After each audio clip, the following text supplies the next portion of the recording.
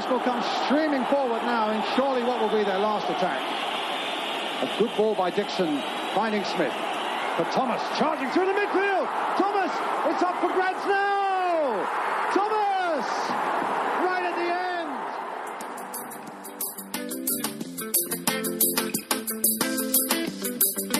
end. Hello and welcome to Gooners in the USA Intelol Special. Mike, how are you? I'm doing all right. It's been kind of an interesting week, but ready to have a little bit of fun today and laugh it off. Your Yankee Doodle Dandies lost yesterday to Joel Campbell's Costa Rica. Is that correct? All right. So you just spent how many years of your life becoming an American citizen, and now they're my Yankee Doodle Dandies? It took about 9 months to become a U.S. citizen. They'll let anyone in. It's very convenient of you to be turning on them now. One quick note: we were recently called the world's most up and coming podcast by the new publication Friends of Mike and Andy magazine. Yeah, which is fitting because apparently you are always up and I'm always coming. But so let's get started off in a great way. So I'm having a good weekend. It's a bank holiday weekend in the States. A little bit of Prosecco in front of me. So before I get to food poisoning, I want to mention GoonersVersusCancer.com. Mentioned it last week. It's slow going because there's so many important causes right now that need your attention. Houston, Grenfell, everything. But if you're looking for another place to park some of that extra money you have, because we know our pod's demographic, Andy. Top 1% of income in the world. Yeah, absolutely. It's amazing. I mean, that's what we went after, and that's what we got. Yep. So, it turns out that rich people really love dick jokes. So anyway, GoonersVersusCancer.com. And getting on a brighter note, we have a bunch of guests today. We do. I'm so excited for this pod.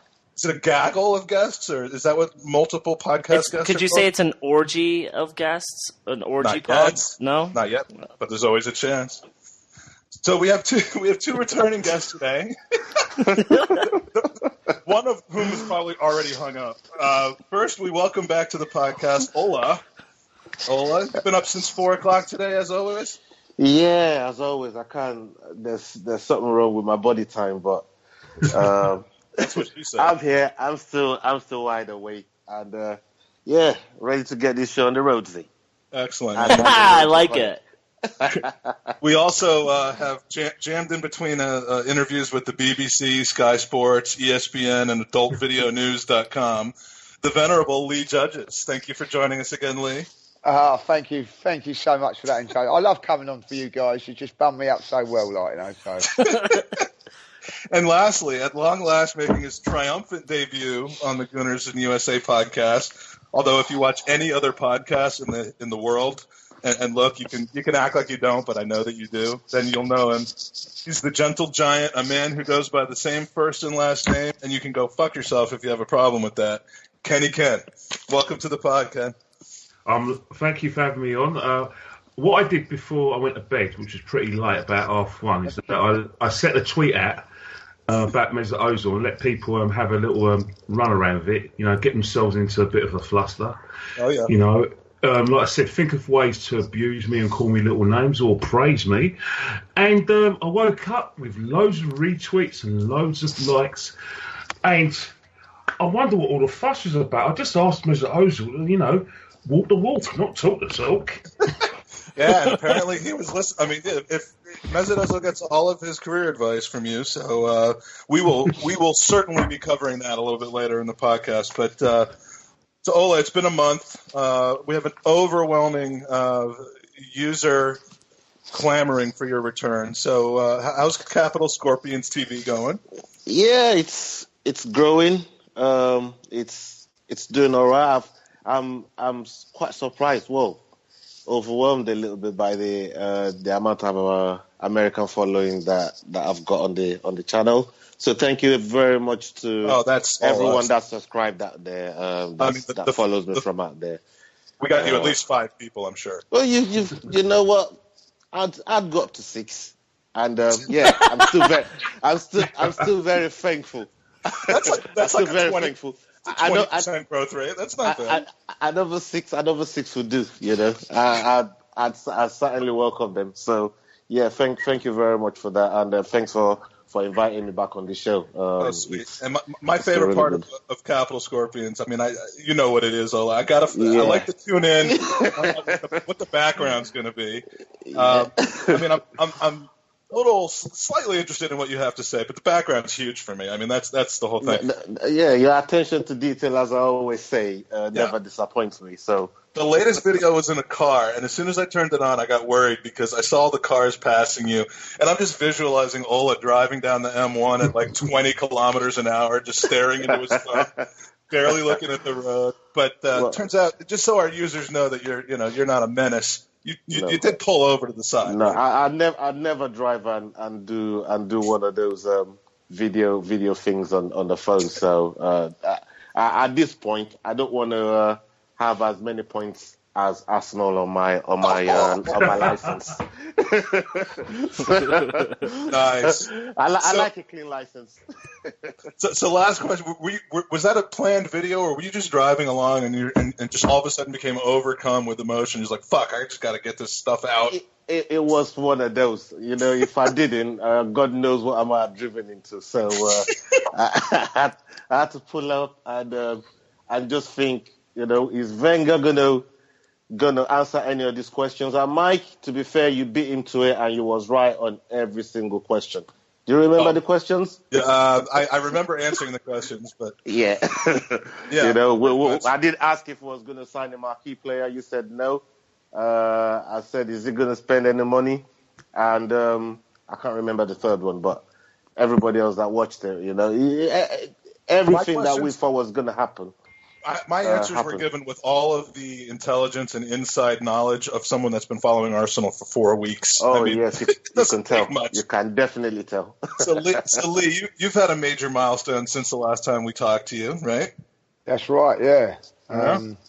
I'm not talking about you turning 50. I'm talking about you being the first three-time guest on Gooners in USA. I mean, this well, actually, that's what I thought you were talking about, because I'm still waiting for my hat-trick ball. It ain't come yet, though, so...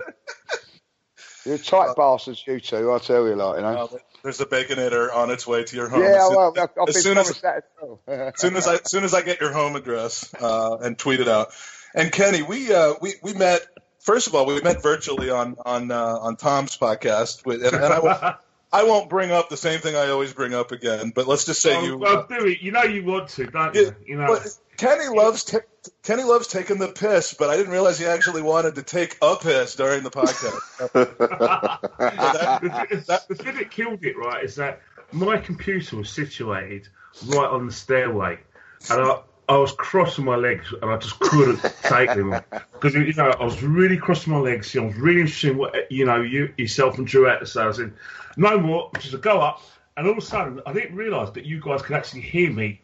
Run up the stairs. We could hear everything except for the water splashing around. All you heard was go boop, splat, and I run downstairs. I swear I washed my hands. I promise to wash my hands. How pathetic is it that the statement about me that of all these podcasts I've watched and been on, my two favorite moments in any podcast history was that one and on Same Old Arsenal when the first episode when Mems was podcasting from the shitter.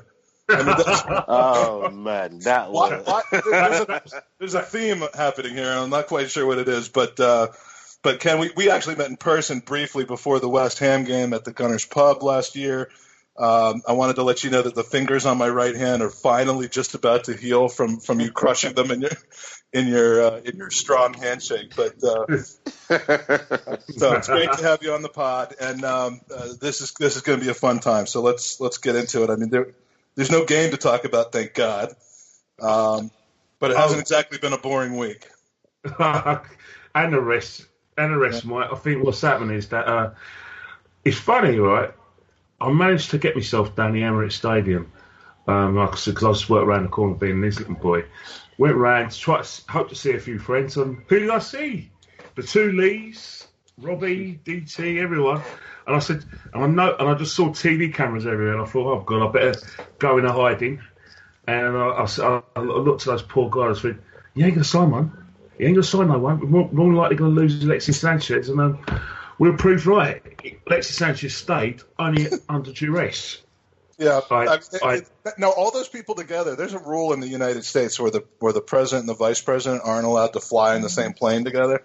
I'm surprised that all of those magnanimous, that's not the right word, but those notables are able to be in the same place because, one angry person and there's a whole, what could happen. So I'm not recommending that, by the way. That was not a recommendation. So we do a question of the week. We don't do it every week, but we do it some weeks. This week's question has to do with Aaron Ramsey. He scored a goal 3 weeks ago now. It was a big goal at the time. And nobody famous died, which is, I think, a first. So we need a new curse. The curse is done, and it's up to us to come up with what that curse is going to be. So the question is, what's your new curse for something that happens every time an Arsenal-related event occurs? Andy, is this the first you're hearing about this? Or No. I saw your text. It's a great question, and I feel like one of our listeners came up with it, and I honestly don't remember who it was. So thank you to whatever nameless user gave us that one. I don't remember. Yeah, it's a great question. I'll go first. So I think that the new curse should be every time Aaron Ramsey scores a goal, a new Spurs player tears an Achilles tendon. That would be nice. I'd actually root for that. I'm not, never want to wish someone a career-ending injury, but 9 months, they're rich, they can enjoy themselves, plush vacation, they're good. They're good. Now, are they tearing their own Achilles tendon, or are they just going out and tearing somebody? No, they're tearing their own. They're tearing their own. Yeah. All right, you need to specify. Yeah. Lee, what's your curse? Oh, well, I'll tell you what. It's on the same theme of that, unbelievably, like, but I'm not as nasty as you Americans. So I was going to say, that every time Aaron Ramsey take after our leader. yeah, it certainly is now. I'm going to say every time Aaron Ramsey scores, Tottenham Hotspur lose. Okay, that's they could lose and have an Achilles at the same time, couldn't they? I mean, well, even better then. Perfect. All right, Ola, what's your new curse? I went to look it up to actually see if nobody famous died on the week. Not right away. Not right away. It went right away, but it was just maybe before it. The oldest guy in the world, I think it was 146 from Indonesia.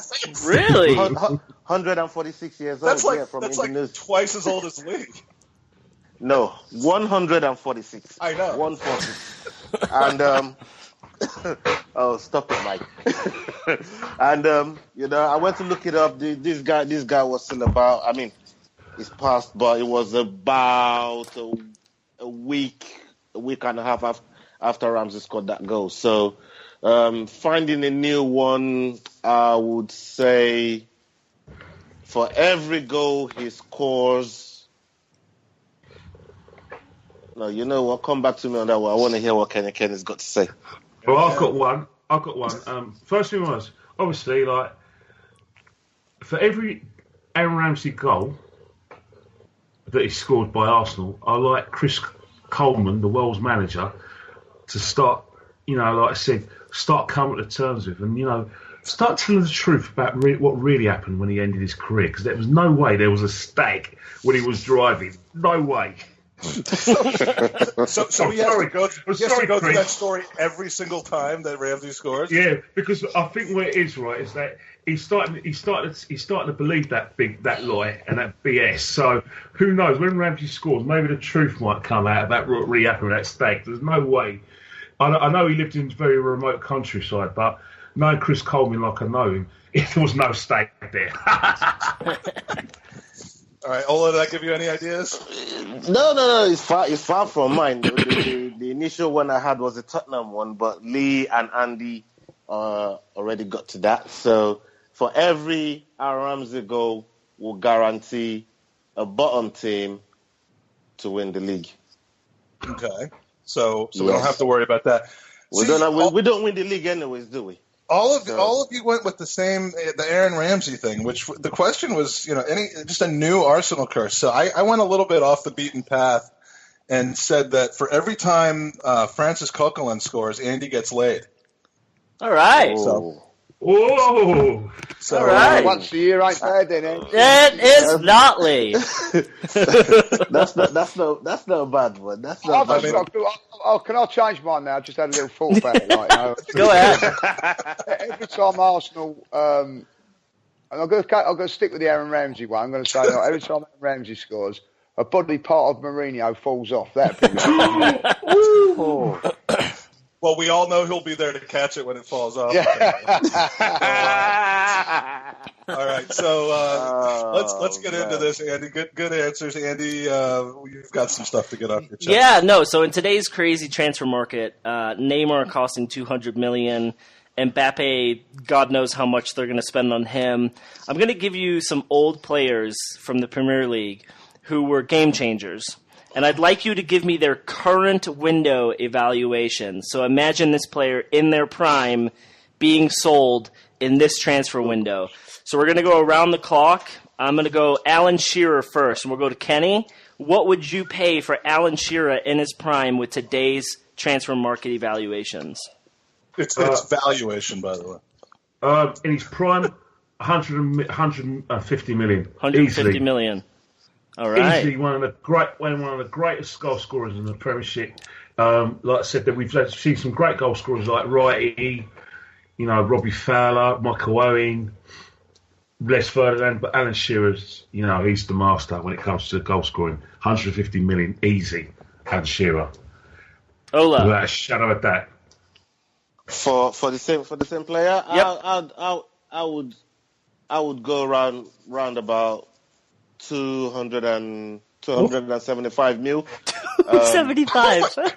275. I like fives on top of the. 280 would just be ridiculous. 280. It'll be too much. I might get Arsene Wenger all flustered up for that one. So.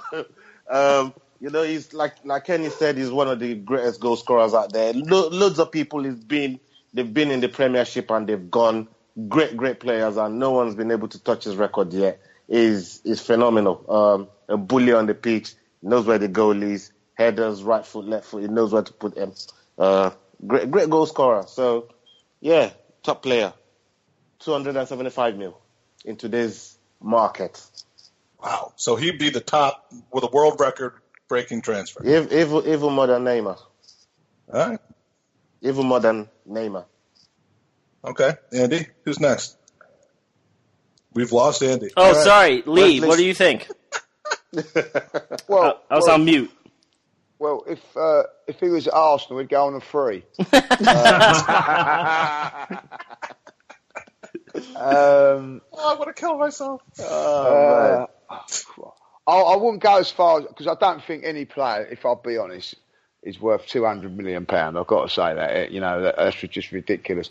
I think with the Mbappe one at 166 million, as that is now with Mbappe, I have to say that Alan Shearer in his prime is a better player that would be better than that. So I'd go 170 million for Alan Shearer. Okay. And Mike, I have to admit, I've talked about the kind of the donut hole in my football and Arsenal career where I moved back to the States and found it very difficult to follow. And Shearer's dominance came during that donut hole, so I don't really have this. I mean, I'm certainly aware of it, but I don't have the closeness to it that all of you do. So I'm going to go with 140 million or 170 million plus we throw in Walcott.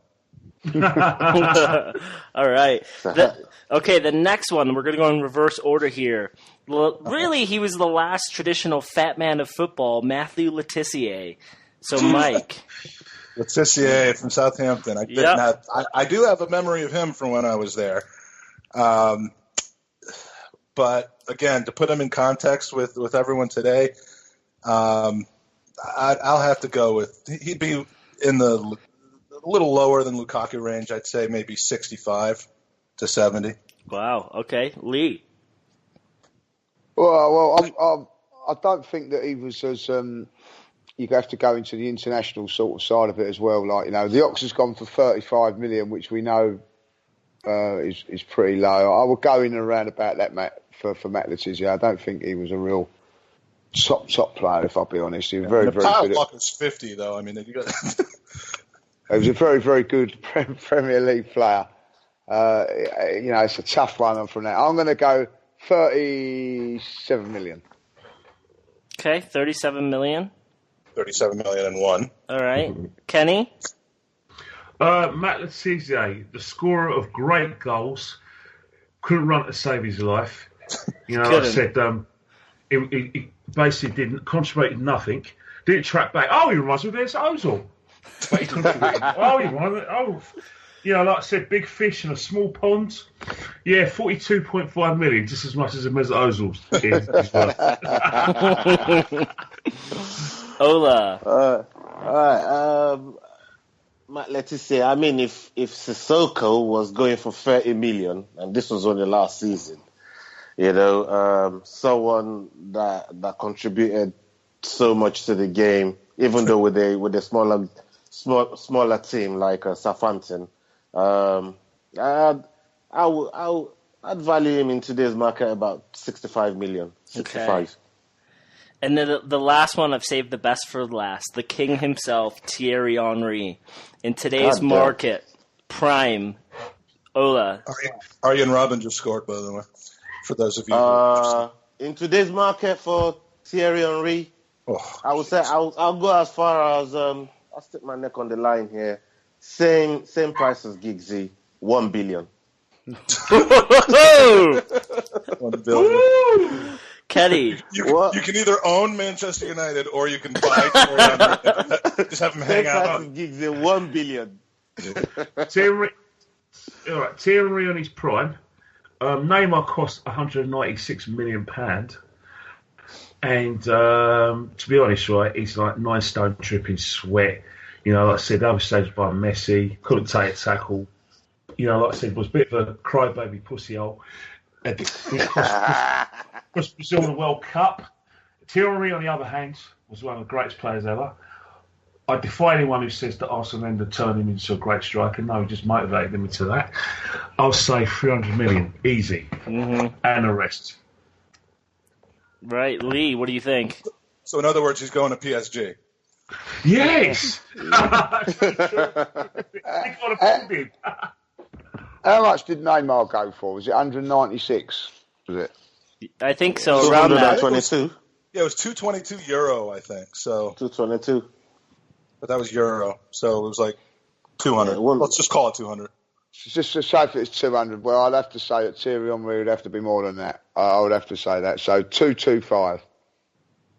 All right. 225. And I'll go with cut in for a minute. Can I just cut in for a minute? Yeah. Lee, you sound just like Arsene Wenger in terms of your stinginess, man.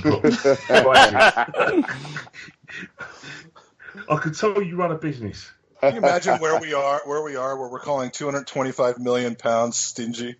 I mean, that's great. Yeah, it's isn't it, really? Like, I've just spent £225 million and I'm stingy, you know what I mean? Well, and you're also not getting him because I'm bidding $250. I'm bidding a quarter bill. I'm coming in at the last minute to take it away from you.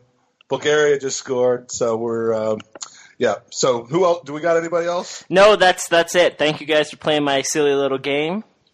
No, that's a good one. I like that. That's a very good game. Yeah, so lovely. Let's bring it down a little bit. I'm going to talk about the Ox, and this is going to be the last time I address the Ox on this podcast. And I know Andy and I, the sale of Ox has sparked some emotion, debate. Andy and I, who agree on everything. I mean, we disagree on everything. Sorry. We're not seeing the same thing on this, I don't think. But I've been lashing out at everyone and anyone having to do with the way that this ended. It's over. He can go to hell. But so I have some mixed emotions because I don't hold him purely responsible. I don't like selling to a rival. But obviously, just like in the past with RVP, he basically had the control over deciding his destination, which is a problem in and of itself. But and to get $35 million in a contract year for a guy with his final product, the 9 goals in 6 years, immaturity on the pitch, he's got a heart of a lion and he's a really likable kid. But until this last month, anyway. But I mean, that's a pretty darn good price to get him for. But maybe instead of playing him against his future employer, we could have sold him like a week or two earlier and spent a little bit more time strolling around the market with that money for a Mahrez or a Draxler or a Carvalho or somebody like that. So, Ox, I'm just making this announcement now. We shared a nice run together, spent some time on the stage together in California, but you're dead to me. You're done. The second I saw him with that stupid Liverpool kid on, any semblance of compassion or sympathy for his plight at Arsenal went away. And frankly, I know a lot of Liverpool supporters, and I haven't talked to a single one who was that excited about paying $35 million for him. And I hope that shit blows up in their face. So fuck off, Ox. Anyone else? Andy, the counter argument. No, I'm gonna leave it to the lads. Anyone else have any final sayings or words on the Ox? I've got one thing to say. Ladies first. Oh, sorry, Gary, I've got one thing to say on it. Age before beauty. Oh, you're fair. Well, that's it. And I'm bigger than him. So, a couple of things. The England game was on yesterday. When he was on, I would have watched that game because, he's the only Arsenal player playing in it. But because there weren't no Arsenal players in there, I didn't watch it. So that's one thing on it. And me neither, Lee. Except an Arsenal player scored, but let's not worry about that. Well, I didn't know he was going to come on, but that's another thing, And then the other thing is, they go on about transfers. They take so long. Well, how comes that took 3 days? It took he was playing for us on the Sunday. 2 days later, he signed for Liverpool. Well, and there was a whole thing with Chelsea in the meantime, too. It was So when they turn around and go, when Arsene Wenger turns around and says, these transfers are complicated, 3 days it takes. So I just, so that's all I've got to say about the Ox, really. He's not our player no more. So, but I will say this: I will never boo him when he comes down. I won't give him any stick. But I also won't acknowledge him as because he's not an Arsenal player no more. Fair enough. Lee, this comes as no surprise to anybody listening to this, but you are a much classier individual than I am. Because I'm not even going to say what my thoughts are the next time he comes back to Arsenal, but which, frankly, is going to be later this season. But and Kenny, did you have something to say? Well, the thing about the Ox, right, is that I wish him the best for the future. I'm not going to slag him off. I understand what the situation is that, like I said, he was going backwards. He never developed as a footballer.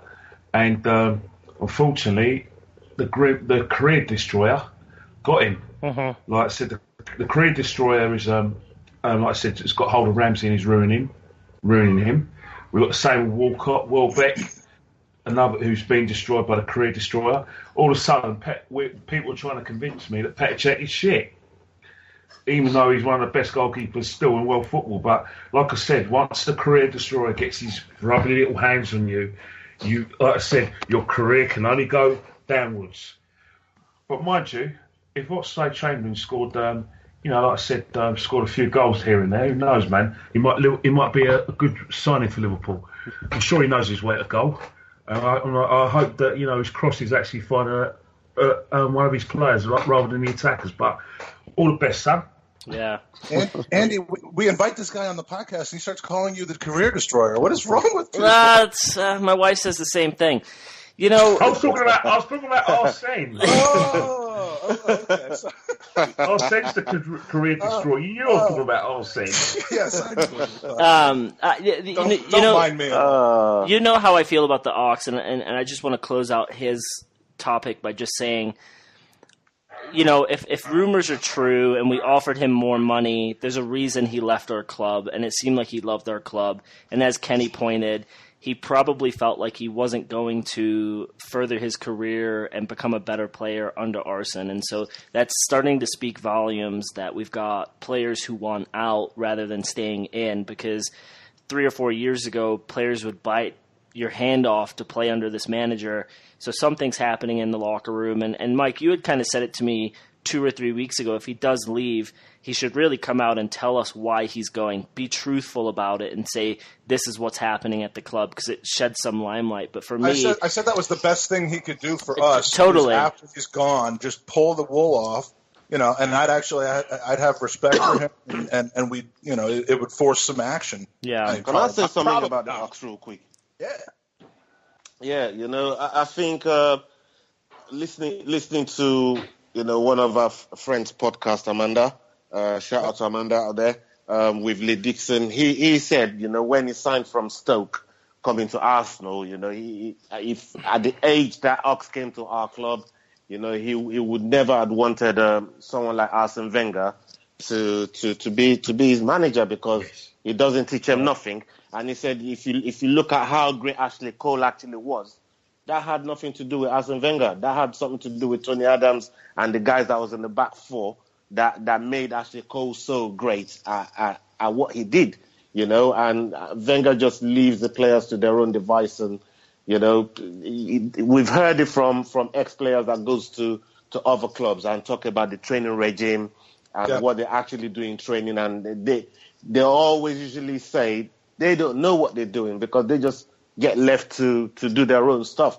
Whereas they go to other clubs and everything is structured for them. The manager lets them know exactly what he wants from them. They have details of what's required of them, and that just goes to show the whole culture of what's going on at Arsenal right from the top to bottom. And Ox doesn't want to be at a club where that type of thing is going on, because we've heard snippets of it. So whether we get clarification or why Ox actually left from us or not, we know deep down that, we're not getting 100% out of these lads. Wenger it's not getting what is supposed to, what's required for these guys to go out there and lay all on the pitch and leave everything on the pitch. And when it's not giving it to them. Where there's smoke, there's fire on that. I mean, Lee Dixon said it. I actually, this is my one brief ITK moment, but I was talking to somebody who's well known in the media, who I have been friends with for 20 years, who told me about a conversation they had with a couple of ex-Arsenal players who said the exact same thing about the training, about the lack of direction, about the lack of development. He might be better suited, although his starting lineup decisions are a little bit questionable, but he might be better suited for a national team manager spot where he's not expected to develop players than for a team spot, and I would hope to see him managing France someday. But yeah, it's definitely true, and you're right. Ox probably had a lot of good reasons for doing what he did and for leaving, but fuck him, I don't care. I feel like a jilted ex-boyfriend, and he's gone. He's gone. I gotta let go. He's gone. So now all the dust is settled. I want to go around the group, and I want you guys to give a grade to the Arsenal transfer window. So we'll go with the American grading system of A, B, D, and F. Wait. A, B, C, D, F. Okay. It's an American grading system, but it's the same fucking alphabet that they use. True. I forgot. Fuck you, Mike. Anyway, so I'll go first to allow you lads to think about it a little bit. So for me, I gave us a C+, and I felt like the reason I gave that grade is I averaged. I don't think we strengthened in the areas we truly needed. So center midfield, defensive midfielder, maybe a center back. But we added Lacazette and the Tank, who I think were both better than what we have. So they instantly walk into our starting 11 when our manager's not being a prick and wants to joke around. So I gave us a B for their signings. I also feel like we moved Gibbs, Lucas, and Joel on, which was great, but why didn't we move them on in June? We know that they didn't want to be here, so get them out of the club. Get that wage structure figured out and move them on. So I gave us a D there. I think the speculation of the window killed us most. All of the Lamar business, all of the Mbappe business so early on, and great if we use that as a cover to sign some other players, but that's still a clusterfuck. We're hearing from Monaco today that Lamar did want to play for us, but they are the ones that said no to the transfer. We keep hearing other people say that he didn't want to play for us. So the speculation, I felt, killed us. So that, in my opinion, is an F. So I gave us an average of a C+.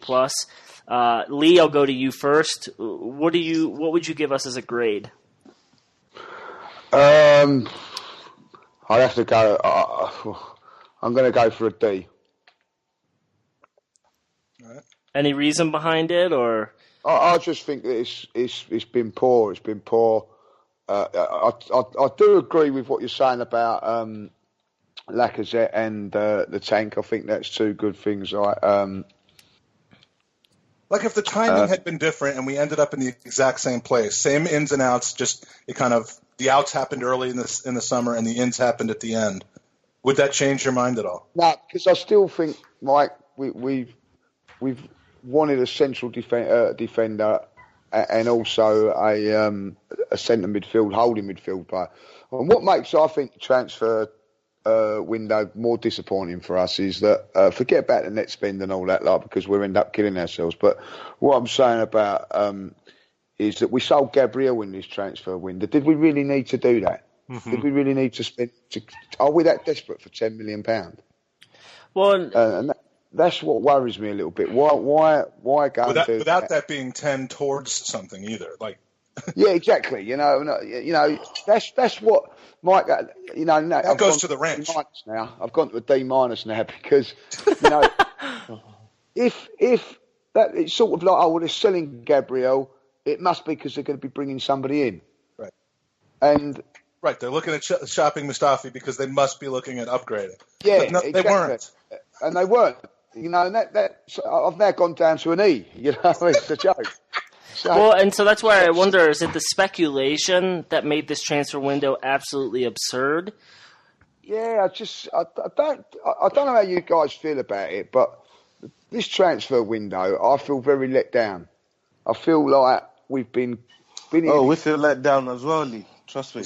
Yeah, I feel a bit super let down. Yes, it just leaves everything at the moment with us, just leaves a bit of taste in your mouth. I'm sorry, but it does. And I honestly thought, do you know? I don't know why I say it's bad is, but when we come fifth in the league, there was a lot of people turning around and saying, "I'm glad we are not in the Champions League now. We're going to have to do this and we're going to have to do that."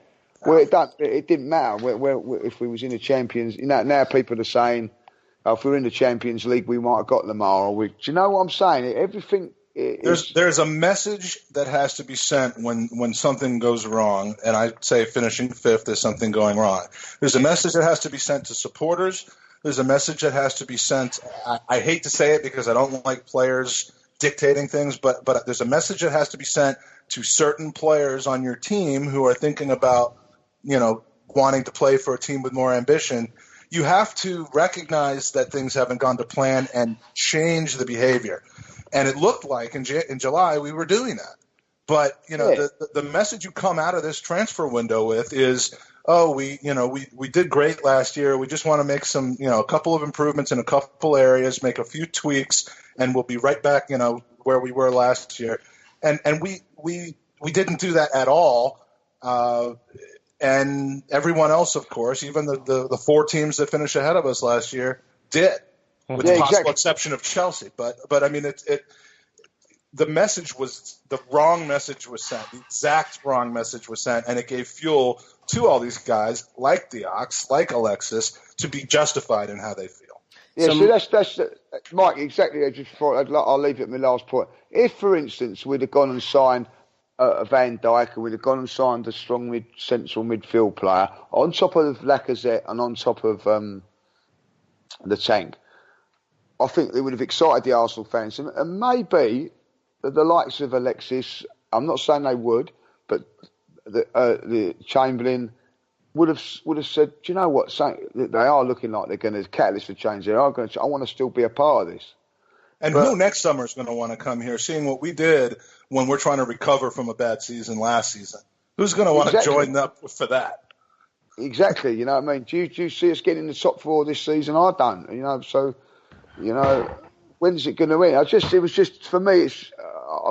I'm very, very disappointed. How I can say is that this transfer window, I said it before, this will show Arsenal's ambition. Well, it's shown none, and that's where I am at it with at the moment. Very disappointed. So E-. Well, so Mike, you gave your thoughts, so put a grade to it really quick. I'll go C-, and the only reason I'm going that high is because we did add two very, very good players, and if we ever get to see them on the pitch, it'd be nice. Kenny, what would your grade be for this transfer window? Good question. First and foremost, I wasn't surprised by that because Arsene Wenger always seems to make an early signing. and then he'll make a statement side, and then he doesn't do much work afterwards. Like, for instance, Kolasinac, we knew he was coming anyway. He was on a pre-contract with us in January, so that was a done deal. He did very well in getting Lacazette, which is a forward that everyone amongst our fan base was crying out for, so he's done that. But my disappointment is he didn't go for that centre back we needed in the central midfielder, and that's very frustrating because actually that's the positions we need to fill out, because what we do is we have too many players in attacking areas that are similar, and even in midfield, like there's small technical players who are good on the ball, but whenever they play the big teams like Man United and Chelsea, they get it was like the big bad wolf, isn't it? Yeah. And they get blown away, and it's something that we've been seeing for the last 10 or 11 years. And quite frankly, you don't win big titles or big football matches unless you win the midfield battle. So I was very frustrated with that. But I do think Arsene Wenger has made a fool of himself, although well-intentioned. I think he spent too much time trying to persuade Alexis Sanchez and Mesut Ozil and the Ox to stay. And by doing that, he took his eye off the ball in terms of getting players he needs. Because I think what Arsene does, which a Chelsea fan told me as well, which he found quite extraordinary, is that he said that if Chelsea had a great squad, they'll add to that great squad. But he says that how comes at Arsenal that every time you lose a player, you've got to replace him? Why don't you add great players to the alleged great players that you have? And I don't understand what will happen in there. Lamar should have come as well as Sanchez and the Ox. Sanchez, the Ox and Ozil. It's no good trying to persuade those guys to stay and then, like I said, go for Lamar. And I thought that's quite bizarre. And in terms of the Mbappe thing, was embarrassing. There was no way we were going to get him. He would have been absolutely stupid to come to Arsenal. What did Arsene Wenger would have done with this guy? He's 18 and I know he's a great player, but for God's sake, if he's been quoted 160 million and Real Madrid are sniffing around or PSG sniffing around, you do the honourable thing, walk away and get realistic targets. Wenger could have added like 3 years to his career though by having him on the bench every other game. Oh, definitely. He'd have been fit. He'd have been fresh and ready for France. Mate, you're going to play until you're 40. Think about how much extra money that'll get you. Oh, absolutely. And I think what will happen as well is that there'll be no fitness issues for him as well, because, like I said, the only thing he'll have when he goes to France is match fitness. So again, Arsene Wenger on a serious level, he wasted time. I mean, we knew since January that Alexis Sanchez wanted to go. Every Arsenal fan knew that. And for an Arsenal fan to say anything else is an insult to that person's intelligence. He wanted out. Well, now we have 9 people on the podcast. Alexis Sanchez, Mesut Ozil, is saying all these lovely, nice things, but he hasn't signed.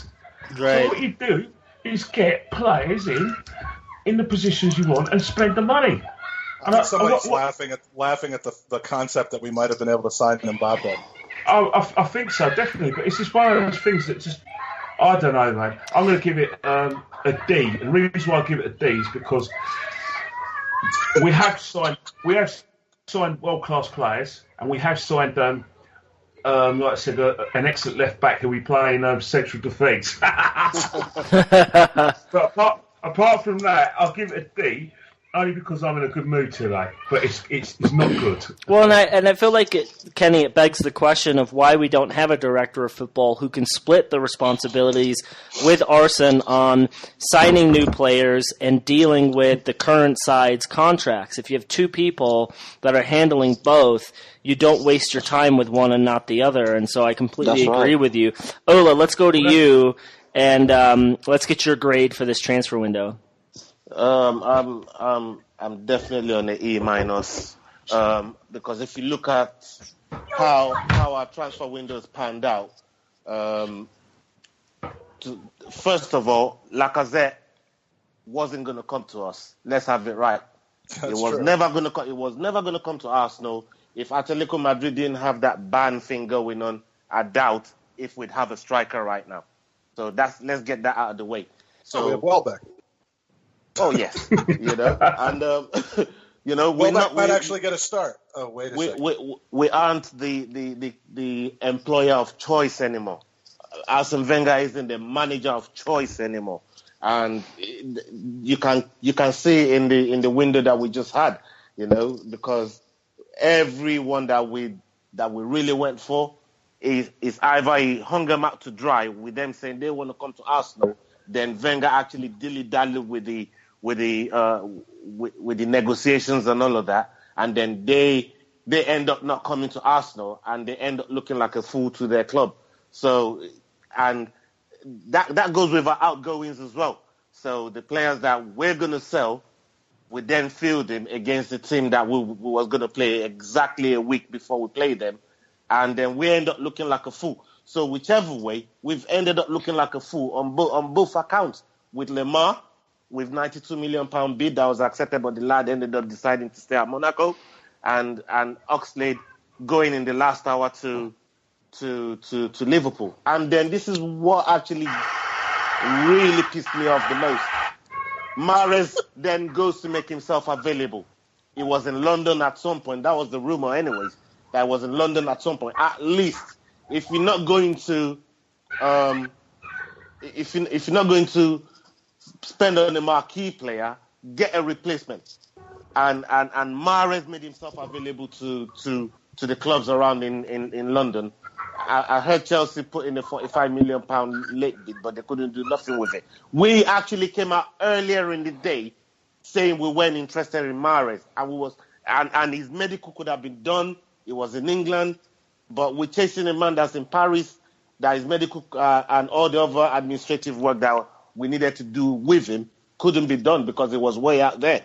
So to me, I just couldn't understand the window. The only guy that we got in, we actually agreed with him in the pre-contract in January. So to me, that don't even count. Really and truly, we've had a woeful window. And it's an A- bordering on an F+ for me, I'm afraid. So thank you guys for doing that round table, because it's nice to just hear, instead of us going on and bitching and moaning about the players we didn't sign, as to why you think the whole window, encompasses from start to finish. The next thing I was there for the last 2 minutes. Yeah, no. What I want to do now is and Mike kind of alluded to it before with the ITK moment, but I will say this, and I know someone that works for Kroenke Sports, KSE here in Denver. I live in Kroenke I live in Kroenke world, and so his company is based here in Denver, and a lot of his executives sit here in Denver, and I know one of them very well. And a lot of people were questioning why and where is the money. And I had the opportunity to spend the day with this guy yesterday, and he and I were talking. Well, so here's the deal. He's looking to build a $2.6 billion stadium in Los Angeles for his Rams. Right now, all of his dollars, all of his paperwork is going through the processing of that stadium being built. The lawyers are currently going through. He thinks that, similar to buying a house here in the U.S., I don't know how it is in England, when you go into that final approval, everything has to be 100% cash in bank. You cannot spend money. Apparently, he is using his Arsenal ownership as equity and as a levy for building the stadium. And so a lot of people are suggesting around KSE that he didn't spend money this transfer window, and he hasn't been spending a lot of money the last couple of years because he can't spend the money. He needs that money flush in case someone comes back and says you need to put X amount up front for this stadium. So it begs the question for me, why the fuck, as Arsenal supporters, are we going through 2 stadium builds? We already had to go through this with the Emirates, and now we're going through it because our owner's building an outlandish stadium in LA. And I just wanted to share that with you boys because I heard that yesterday. Me even more mad. Exactly. Although, can you imagine if the stadium deal fell through because of Thomas fucking Lamar? But wouldn't it be nicer though if our manager had a? I don't mean to take the spotlight off what you're saying, because that is absolutely enraging. But wouldn't it be nice if our? Can I ask you a question? Sorry. Yeah. Sorry, cut in. But don't you think that is similar to what happened with the Glazers at Man United? I was just thinking that. And the same thing with Randy Lerner at Aston Villa. I think what it is, right, is that a Premiership football club, especially in the UK, in England, because of the TV money, because of the fact that a lot of these, teams own big stadiums, and these stadiums are always full, and obviously in terms of merchandise, it is basically a printing business for money. It's a money printing business. So for people, owners from the USA will use that as collateral because it's a sure thing. And I think that's what Stan has done, and so has the Glazers did. And Randy Lerner did it at Aston Villa, and he's actually ruined the club. Yeah. And I think that's what Stan's trying to do here, which, again, it doesn't surprise me. As soon as he bought the club, I had a feeling that he was using it as collateral, which he's entitled to do because it's his club. But it was not the owner that we need or what we wanted, really, to be honest. But no, it's not. It is something that a lot of businessmen in the United States do. They do use one business to prop up another business in terms of using it as collateral. So it's, obviously you guys being, Mike, you being from Virginia and you from being from Denver know more than me about this. Well, and it would be nice if our manager would come out and just say, I have not been given the funds to buy players, because had he done that in July, there wouldn't be this uprising amongst Arsenal supporters. We'd be pissed off, but we would be channeling that anger towards Kroenke and co. It wouldn't be towards the manager. If he turned out and said, I'm sorry, I'm handcuffed here, I can't bring any players in unless we sell, and that's from top down. But we only hear it in bits and pieces, and we hear these, well, we're going to keep the player and blah, blah, blah, but it's frustrating. And so I want to ask you guys this question. So, over the past couple years, we signed this big deal with Puma, and at the time we signed the deal with Puma, it was one of the biggest in sports. But now we've really been surpassed by United, Chelsea signing these new deals with Adidas, even City going on with Nike, even Tottenham. And the sponsorship deals are cyclical, right? But would it be more advantageous for us to just call Ashburton Grove, and give away the sponsorship on a 1 to 2 year basis? So we bring in a lot of cash up front, and do the same with our shirt sponsor and our kit sponsor. 2 or 3 year deals. So we're always kind of on that forefront because we are a global brand. So Lee, I'll go to you. Do you feel like we should be selling our soul to these companies, or do you like the fact we've stayed with one company and we're getting the cash that we deserve, and we'll just kind of play that game with every time the sponsorship comes out, we try and bleed as much money as possible? What are your thoughts there? I think that's a good question. I personally like the one sponsor, like the Emirates. I wouldn't want it to be like next season called the I don't know, the Tesco's Stadium or something like that. Or, do you know what I mean? I'm really against things like that, doing that all the time. I always was very proud that Arsenal had JVC for so many years as a sponsor. Do you remember that? JVC. I love yeah, it was a good old days. But I could come to love Eddie's Fish and Chips as well, though. I mean, yeah. So, if they do Wendy's, you'll be over here on a free basis.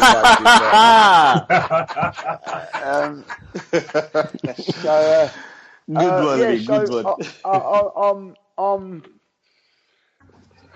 It's a real, it's a bugbear for me. I'm going to have to say is that, the club, for instance, expects us, since this Puma deal come up, to go and buy 3 kits every year, Mm-hmm. So you get 1 year, if you think about it, a football shirt lasts 10, 15 years before it wears out and whatever. They're really good wearing material, but you can only use it for a year because after that it's not trendy, is it? You know what I mean? To wear the old kit, So they're making money out of it left, right, and centre. This is the kit we wore when we finished 5th. This is the kit we wore when we didn't sign anyone but a goalkeeper. I mean, yeah, it's a little bit. Yeah. Quick question. Can we sign a contract that has like escalators in it so that it's like they do that here in the U.S. where with player contracts where there's an escalator that says like you have to be the average of the top 5 players or something. So why can't we say, all right, Puma, we're with you for 10 years, Puma, whatever. We're with you for 10 years, but the price goes up if everyone else's price goes up. And the price goes down if everyone else's price goes down, so that we maintain competitive balance. I mean, and the same with the Emirates. I guess it's a little more complicated, I guess, with them, but just make bad deals. Dick Law's fucking managing those things as well. Those kids in the background could do a better job of managing these contracts than Dick Law. Yeah, well, exactly. He couldn't manage an hard one. He couldn't, could he? Like, if I've got the appropriate name, Dick, hasn't he? You know what I mean? So, no, I'm a bit of I don't know. It's a tough question. That I think because I'm going back old school, I'm just happy with just one sponsor and be with it really. But is it, going to make? Does it benefit us, guys? Does it benefit us if we've got loads of money, sponsorship or whatever? Not really. They don't reduce season tickets for us. They don't give you a free program when you go. And that's another bugbear of mine. If you go in hospitality, you get a free program. Why don't you get a free program when you go in as a normal punter? All little things like that. They do 1,000 new seats for the stadium. They're all corporate. Not for the average fan. So I don't think whatever they do is ever going to really affect the average fan. That's my opinion. Tough question. Ola, any thoughts there? I will say I'm happy with the one sponsorship as well. Just getting colder, changing your stadium names and the revenue that it brings just for that. Also, we've got to think about moving with the times and looking at the situation with all the clubs across Europe. A few of these heavyweight sponsorships they share clubs as well. Like is it Real Madrid that's got the same as we have Fly Emirates. So the money that comes with them, if it doesn't affect the average fan, like Lee said earlier on, it's just pointless when you have a manager that actually doesn't spend the money that the money is supposed to be there for, if that makes any sense. Because I think once we get all this revenue in, the TV rights, season tickets, match day tickets coming from all different sources, even food and drinks, beverages. You think that's supposed to go to the right department where you're supposed to improve parts of the club, especially the dressing room, and we never get to see that. It's been a long time since we've seen something like that in relative to the outlay that the club actually puts out. So we could bring in, say, 200-300 million from a sponsorship, and we get an outlay of 90 million. Where's the rest gone? And it's not actually, they're not doing anything to affect the normal going fan, like a program like Lee said. Maybe even one of them little flags that you get on the FA Cup final. Why do we have to get one of those on the FA Cup? Why can't we get that every game? Or a Vuvuzela or something like that. Come on. We should get something like that. We should get something every game to improve the atmosphere of the stadium. And it's sad that we don't. And, it's something that definitely, moving forward should be improved upon. Yeah. So we got a topic to cover, and then we're going to go into a redux of our world-shattering, amazing game, what's more important than Arsenal. But first, we got to address Mesut Ozil. Some controversy here, and I have a feeling I'm probably going to be standing alone on this, but we'll see. Mesut Ozil commented on Facebook, wrote I don't even know how many words it was, but it took like 8 screenshots to read the whole thing. I read through it yesterday, had an instant reaction to it. Started looking on Twitter and saw so many varying reactions to this. And I won't say it was completely aligned with Wenger in, Wenger out, which Wenger in people will say that's the same thing as positive, negative. But it's let's go around the table first for a quick gut answer. Like, just answer the question with no comments, and then we'll go to some more comments. How did you take his statement? Was it calculated and a PR stunt, or was it refreshing and meaningful? Lee. PR stunt all day long. Okay. Ken. I know what you think. PR stunt in a way to denigrate ex-players who have an opinion, Lee. Okay. Ola. Yeah, I think it's a PR stunt as well. That's been the MO of the last few days. So, PR is definitely a PR stunt there. All right, and Andy? I think I texted you last night, so I'm by myself here, saying my penis got a little harder for Mesut Ozil after that, and I'll give my reason why later. But it made me happy. And you're not alone because and maybe us Americans are a little softer, but to me, I think it was both, but I found it to be more refreshing and meaningful, and here's why. And I realize that I'm maybe a sucker or but whatever. This is my opinion. I've commented repeatedly that part of my frustration with Alexis and his situation are the mixed messages that he sends with his body language, the ambiguous comments and actions. I mean, he even, like half an hour before we started this podcast, he did this whole thing on Instagram, from what I understand, because I don't have Instagram, where these were like phrases of inspiration and stuff, and everyone else is just debating. What do you think?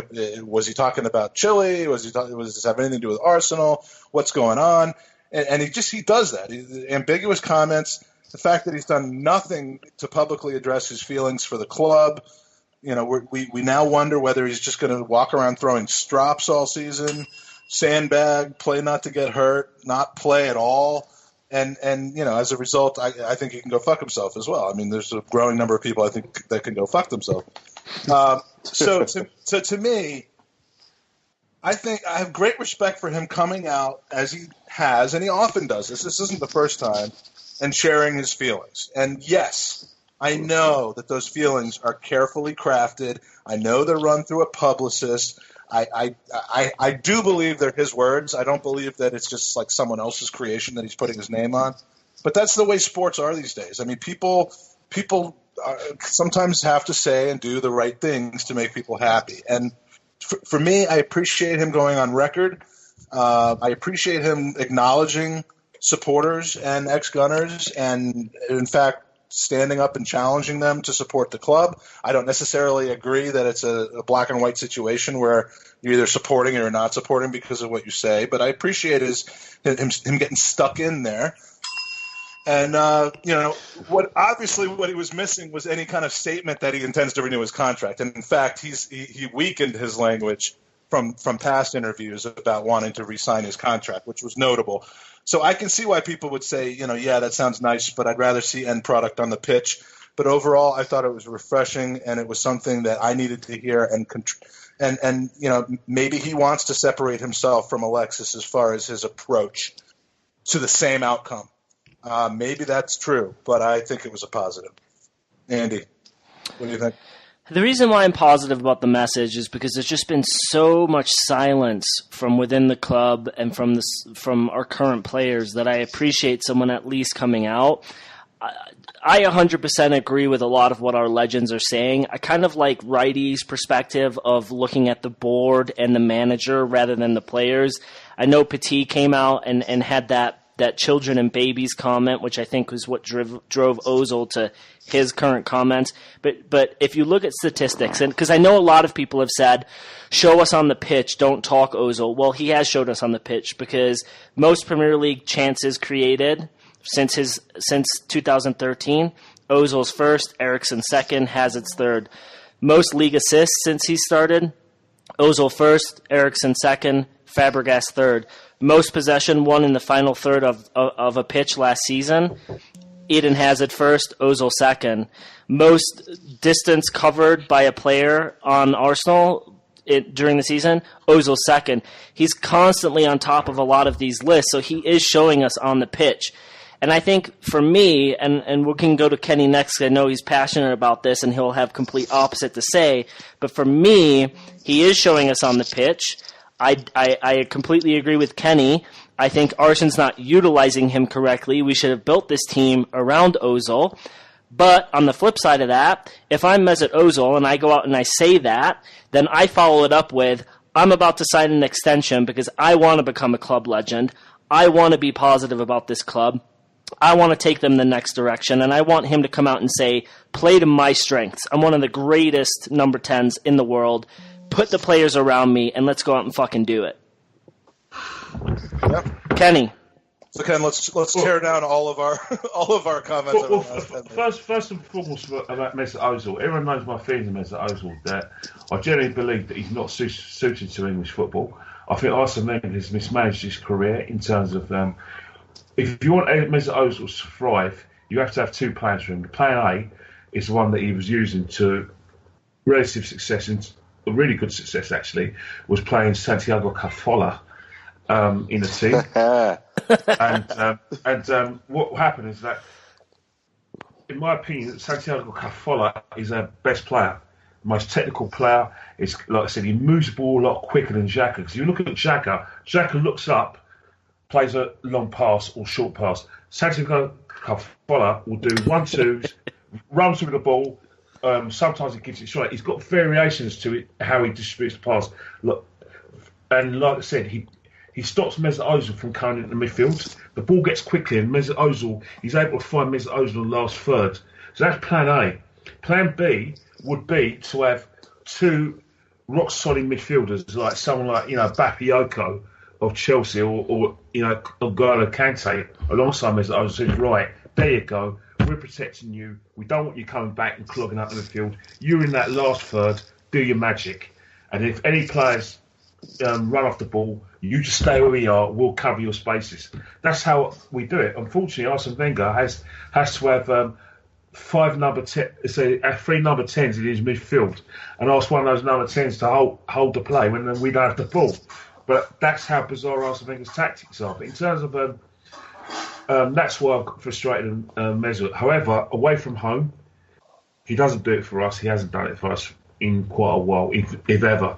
I can't think of a big away game where he's grabbed it by a scruff of the neck and been the man of the match. So how do the comments make you feel? But in terms of comments, it was bad timing.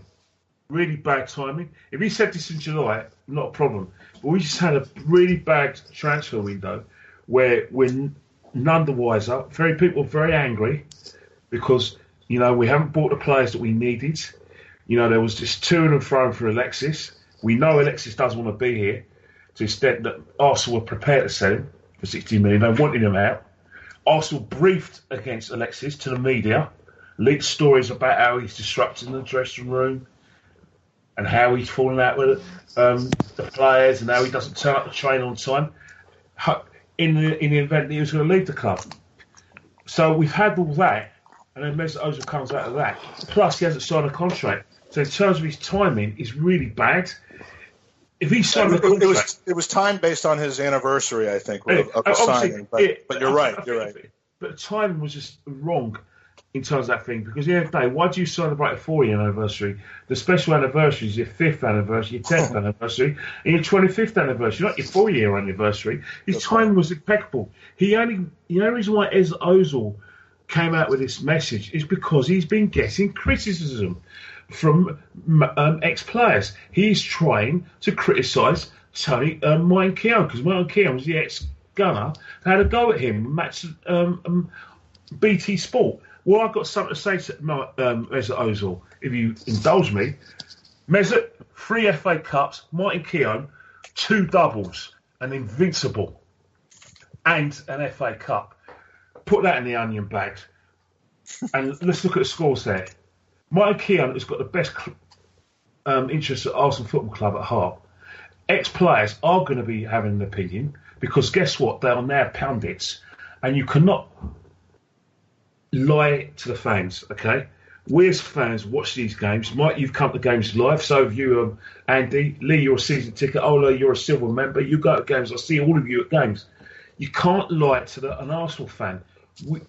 it would be the greatest insult to our intelligence if we didn't hold Mesut Ozil to task for his performances. And I just feel that Mesut Ozil is playing a fantastic game, a PR game, where he's thinking, right, I'm Arsenal's best player, and if you want me to play better, you better not. That horrible man, that Martin Keown and all these ex-players better not slag me off because I don't like it. So what will happen now is that Martin Keown's going to get abuse now because of that rubbish that Mesut Ozil's come out with, and so would Manu Petit's going to get abuse. So everything they've done for the club now is forget on that because they've had the temerity to say what we've all been thinking and all been saying in the pubs, in our offices, and on podcasts like this. So I think Mesut Ozil's played a blinder. But let's get something straight. You ain't fooled me, mate. I'm onto you and I'm watching you with my beady little eye. I think his eyes are a little beady as well. But that's about what I expected based on what I saw on Twitter. Very well stated, very fair. I just don't want to be a hypocrite because I demand more communication from people, and when they don't communicate at all, it bugs me. But I see and agree, and I can understand everything you're saying, Kenny. Anyone else want to chime in? Ola, Lee. I just feel like. Do you think as fans, though, we deserve? Do you think like the club? Obviously, the club are not going to tell us that, but do you feel that as a fan we do deserve that? Because you get a lot of people saying, "Well, we're only fans." Deserve what, to be communicated with by the players? Yeah. Do we deserve to be communicated to as a fan, or should we I just think so. Get on with it and just be supporters? I mean, the way Arsenal's treated fans over the years, it's like we're in a bloody MI5, MI6 kind of building, and it's on a need-to-know type of basis. And even when it's on a need-to-know type of basis, we still don't get to know anything, and we left with speculations year in, year out on what's going on with our club. And if a lot of the things that you was there with us, Mike, last season when we was at Crystal Palace, and you saw that game, but we all knew there was something going on in the dressing room. You could tell. I don't know how it got brought back on the road, but the players, they down tools, and you could see a lot of it. You could see other clubs. When it happens at other clubs, they actually come out and they air it out. Look at what happened with Payet at West Ham last season. If that was Arsenal, they'll be keeping everything what Payet was saying on the wraps. But Bilic came out and outed Payet and said, look, the player doesn't want to be here anymore. It's not playing for us anymore. And when we get somebody that wants to buy him and meet his valuation by the club, he will be sold.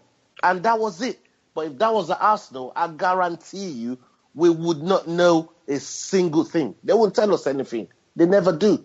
Oh. And we'd be hearing from Wenger that he's still committed to the club. He's under contract. This is the thing, and this is what we've had to put through. I mean, to put up with us as fans. We go whenever we want to go, spend our hard-earned money, and they don't tell us anything.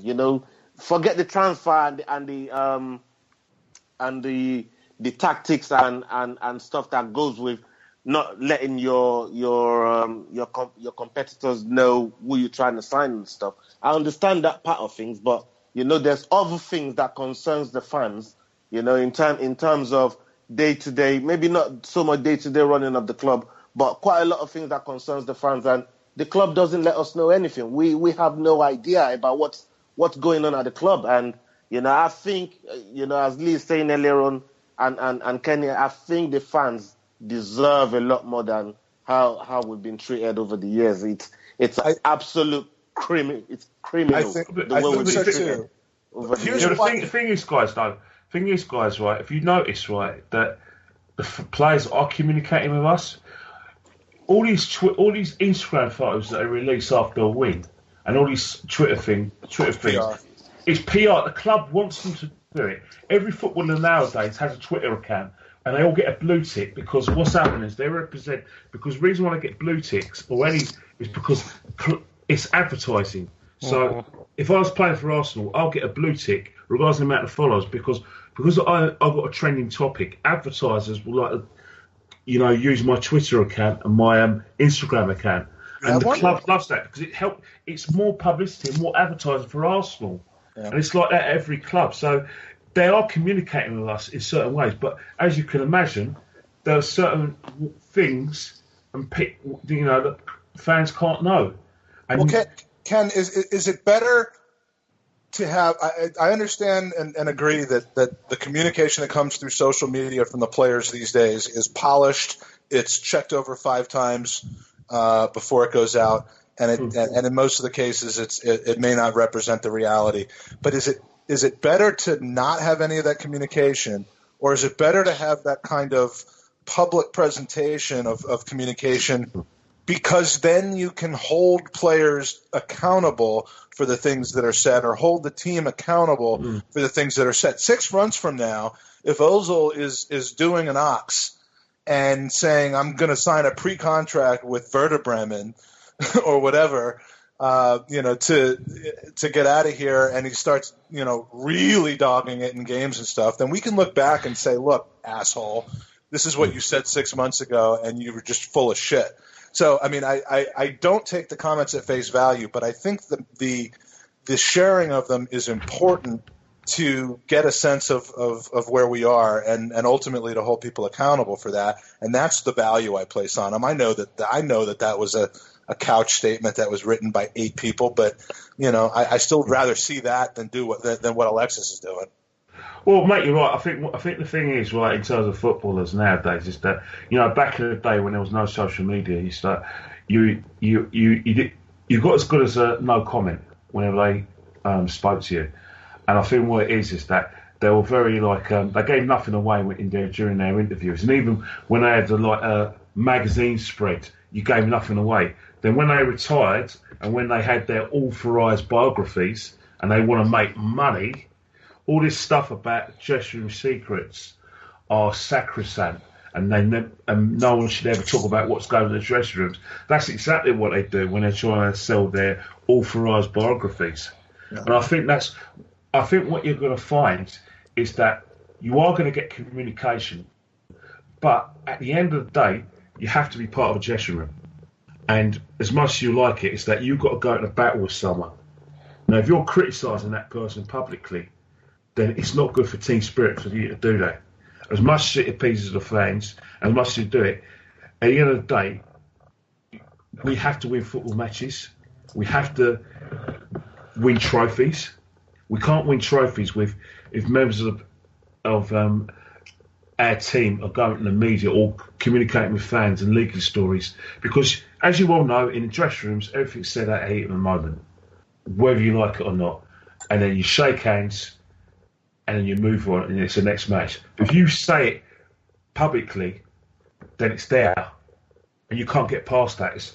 And I personally think that any footballer nowadays is an absolute fool if he bears his soul on social media or gets caught, in some sort of massage parlour somewhere, because everyone wants to be a... You're equating this. But it's true. Everyone wants to be a documentary maker. How bad would it be if he actually confides in his massage person while he's having a happy ending about what's going on? The only reason why he's going to be confided in it is if he was caught in the first place, and basically his PR man said, get your story out there quickly. Apart from that, any footballer should know full well that everyone's got, like I said, an Android phone or an ISO device, which means we can all be documentary makers if we wanted to be. And if we're documentary makers, you're making a fool of yourself and ruining your career, we could put you in a spot above us. So any footballer, if I'm a footballer, watch your back. Seriously. Yeah. Or you might end up in a vlog somewhere. All exactly. Right. So 9 months, we'll see what happens with Ozil. But I love the debate, and I knew that we'd have some different opinions there. And I see the middle ground there. But his performance is going to dictate what happens. So we got to get to the earth-shattering new game, and I'm building this up way too much. A couple of weeks ago, about a month ago, Ola and Lee joined us, and we played a game called What's More Important Than Arsenal? Marriages were ended, families were destroyed, and podcasts were created. So the world, including Fiji and Vanuatu, in the last couple of weeks, have been raving about it. We put all of our friends to work coming up with scenarios because we're too lazy and uncreative. So just want to thank Justin, Joey Murphy, Justin Trujillo, and Rob Ford for their contributions to this, and hopefully we'll get a couple good debates here. But Ken, because you didn't join us on the last one, the game is basically we're going to give you an Arsenal scenario, usually having to do with the ability to attend an FA Cup final or a Champions League final involving Arsenal, or watching a Champions League final, and then another life event that might be occurring at the same time. And you've got to choose. It happens, and you've got to choose. No, it happened to me. Oh, all right, then we got to start here. Tell me. Oh, the worst thing about it, right? I always fell for a trick. Basically, what it was is that it involved my daughter's birthday and the Lincoln game. Now, let's get this right. My daughter's birthday was on a Friday during the Lincoln game. It was a Friday, the day before the Lincoln game. And my wife said she's going to have her birthday party on a Friday because, logically, you have your birthday party on the day you give birth, right? Yes or no? Oh, yeah. But guess what? Unless it's a Wednesday or a Friday. No, exactly. But guess what? My daughter and my wife thought that not many people were going to want to come to the party because it was on a Friday, even though there was no school the next day. So they thought, let's do it on a Saturday. So the best way to phone your dad is phone him at the football when he's in a great mood. He's got people around him. He doesn't want him to F and blind about the inconvenience of it all. And the quarter-final draw wasn't basically set up because we had who's that team we had? What's that team from? We had Sutton, and we were really going to lose that game, weren't we? So we're definitely going to get in the quarter-final. So as soon as like I said, my wife asked me, said, yeah, no problem. And all of a sudden, we got Lincoln. And I started panicking. I was thinking, right. I was looking at all the schedules, right? They had the 12:30 game they had a 12:30 game on a Saturday, then they had the game on a Monday, they had the Sunday game, and the game at 5:30. Please don't let the game be at 5:30. And please, don't let BT Sports Show Live put that game on at 12 o'clock. I can make the 12 o'clock game. So all of a sudden, I was running around, minding my own business, thinking about all the scenarios. I actually thought of phoning BT to actually have a word with them, actually. A fat lot of good that would have done anyway. So all of a sudden, I get a phone call. Someone says, the match has been decided, 5:30 on the 11th of March. My daughter's birthday is on at 7 o'clock. And guess who's got to organise it and be like the minder there? Me. So that was my little scenario. My daughter, I had to miss the Lincoln game. Never forgiven my daughter. I haven't spoken to her since then. It's been nearly about 6 months. So, like I said, the things that are more important than Arsenal, because I'll tell you one thing, right? In future, I advise any bloke who's about to have kids, make sure that you have kids and make sure they're born around late May or June. That way, that's your foot. Andy, when was your son born? May 16th. It was during the Sunderland game away. And Kenny, Yeah. I watched the match in the hospital. Oh, good. Yeah, a 5-minute-old son, and he got to see what was it that scored? It was 2-0. I saw Sanchez score. And I believe we won 2-0. But it's funny, Mike, because after the pod with Lee and Ola, second goal was when you were being led away from the hospital in handcuffs. I reminded my wife about that. I had said, "Do you remember me watching the match?" She's like, "I have no idea, but it sounds like you." So I'm all good. I didn't get in trouble. Oh God, yeah. So this game hits home deeply. All right. So here's what we're gonna do. We're gonna go around the thing. We're gonna go around the table with each scenario here, and we're gonna start with an easy one. You're at the pub watching Arsenal in the Champions League final, and the game is approaching at the end of extra time, and it's headed towards penalties. but a news flash comes across that a tornado, and I don't think tornadoes are all that common in the UK, but we do get them here every once in a while in the US. But I'm imagining you're aware of what one is and the damage that can be done. So tornadoes headed directly towards the area where your pub is. Do you stick around to watch the penalties, or do you bail out and seek cover? Lee.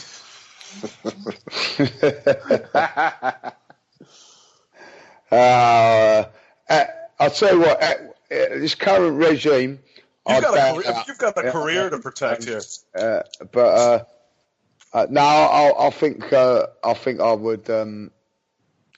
I'll bail out. Oh, Lee, you've got to. Well, that's true. You got a career to protect. You've got to protect your brand. All right, Lee's bailing out. All right, Kenny, tornadoes coming your way.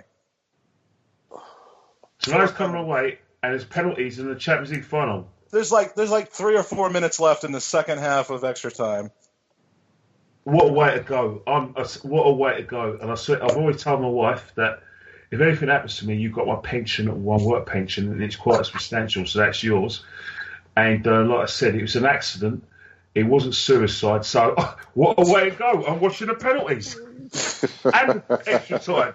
Except now you're on record on a podcast saying that you're making the decision not to go, so they might hold that against you. But all right, so penalties. All right, so it's 1-1. Ola. Well, I've always said Arsenal is going to be the death of me one day. But I never thought I'd go. I never thought I'd go out in a tornado. So because I can't swim. Tornado has nothing to do with swimming. Well, he's thinking of a hurricane. I was thinking about hurricane. Sorry, with all the hurricane Harvey that happened out there. Shout out to the victims out there that in Texas and with Houston. But yeah, regardless whether it's wind or water, I'm ducking out. I'm not hanging around. I live to fight another day. So I'd definitely be ducking out of that one. I won't be hanging around for no tornadoes, mate. Sorry. Okay, so one of us. It was Ken that's hanging out to watch the game. I'm hanging around, mate. Well, thanks for setting it straight, Andy. You know what? For me, Here, do you ever watch superhero movies where the superhero will hold the human as fire? I would watch the penalties with Ken, and then as the tornado hits, I'd have him surround me with a hug. Ken is a structure unto himself. Yes, and tornado, you're supposed to go under a doorway or under Ken. Yep, and so I would be saved. I would not only get to watch the Champions League, I would survive. Hopefully, he survives with me. But that's how I would. That's my answer. Andy, that's my favorite one because we do get tornadoes every once in a while. I mean, none ever hit, but we get them around here in Northern Virginia sometimes, and they do go to a basement, go under a doorway if you don't have a basement. You just want to be under a structure that's going to hold its form, and I think Ken definitely qualifies for that. So I think our next meme that we need Sebastian to do is a picture of you hiding under Ken. Yes.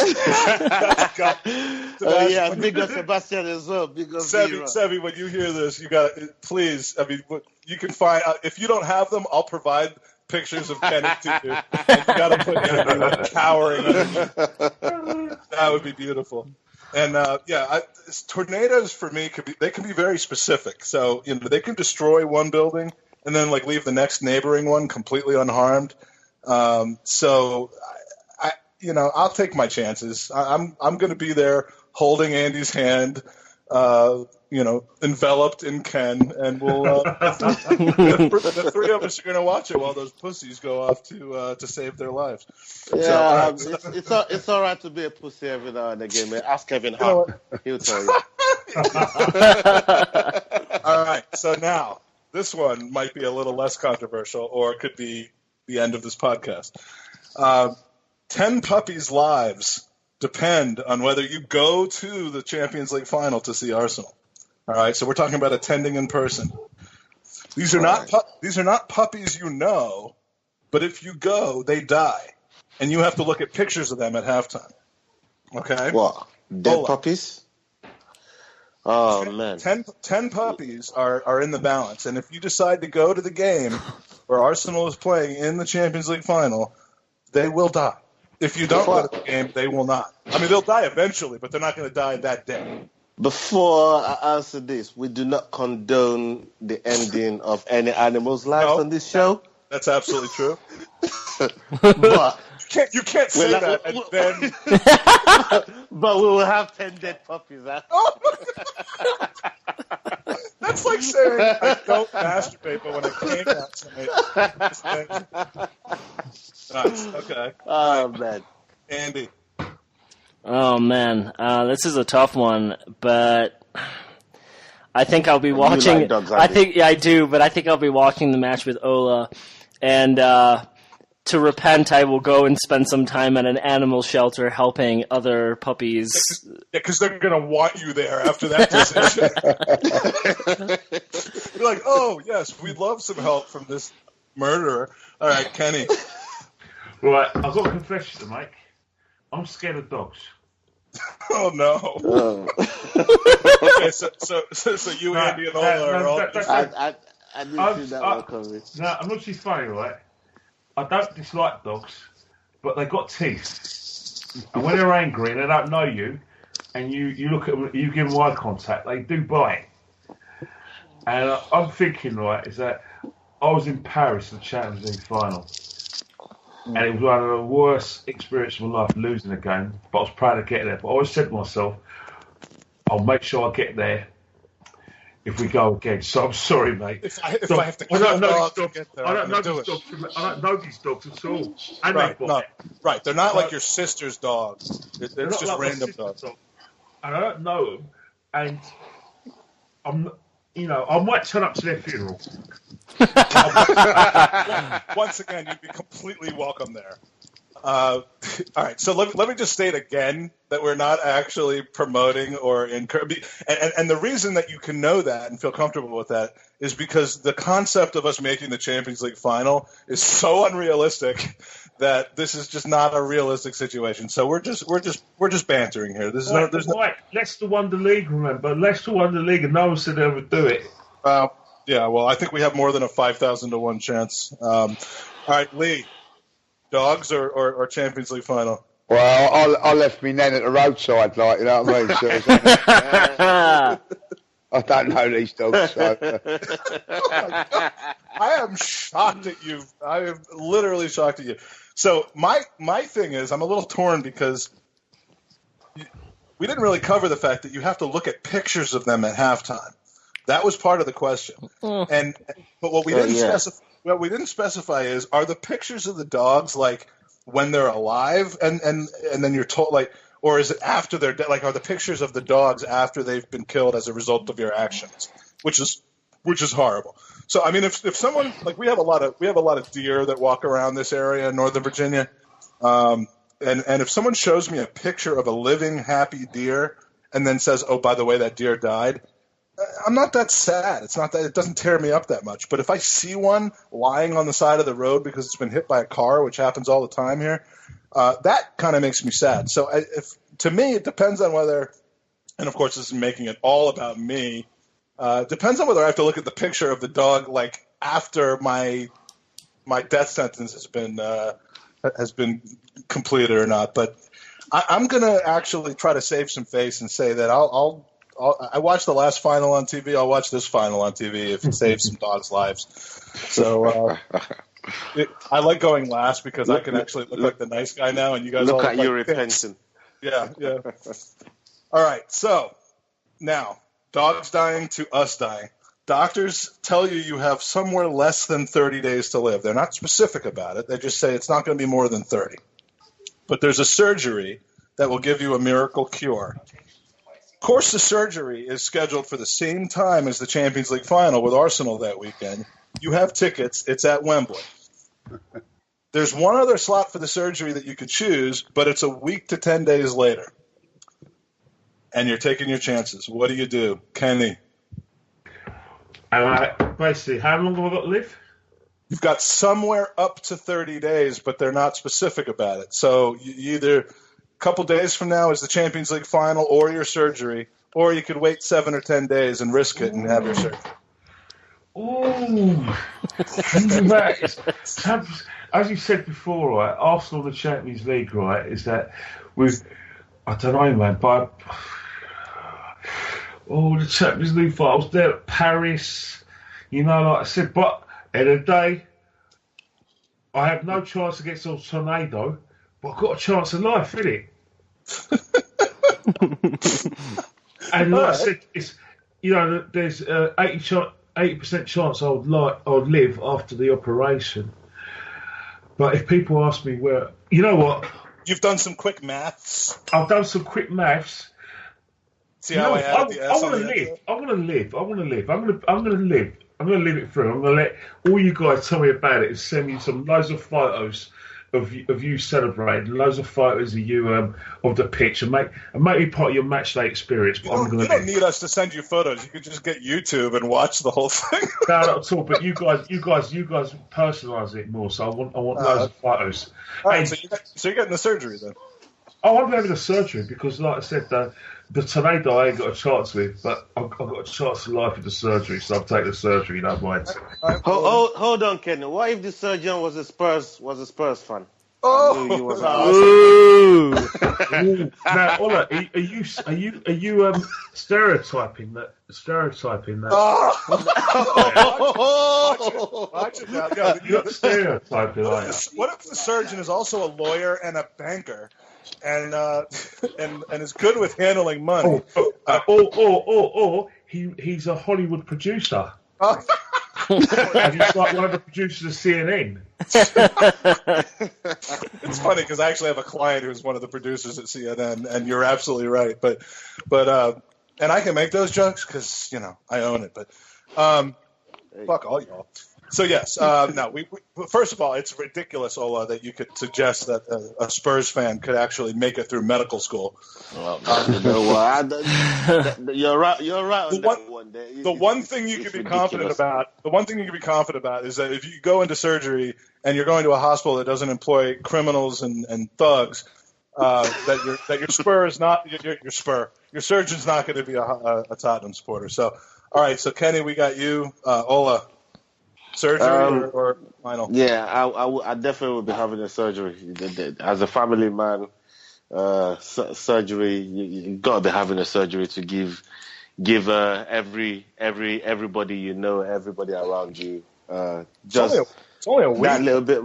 Chance that it might be all right. You might be all right. A week, it's not something you want to take a chance on, is it?